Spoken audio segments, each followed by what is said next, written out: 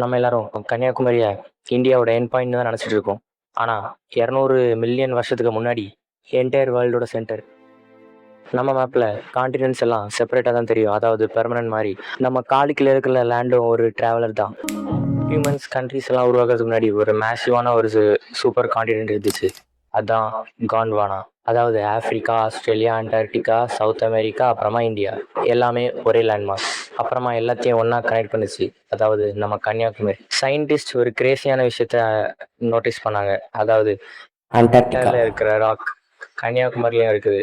Same minerals, same geographical finger prints, same rock patterns. அதாவது 2 places இல்லை, ஒரு ஸ்டோரியோட 2 parts மாதிரி.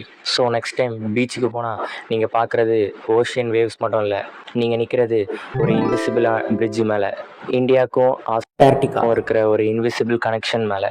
இந்தியா இங்கே ஜஸ்ட் டிஸப்பியர் ஆகலை, தௌசண்ட்ஸ் ஆஃப் கிலோமீட்டர் ட்ராவல் பண்ணி அது இங்கே வந்து செட்டில் ஆகிருக்கு.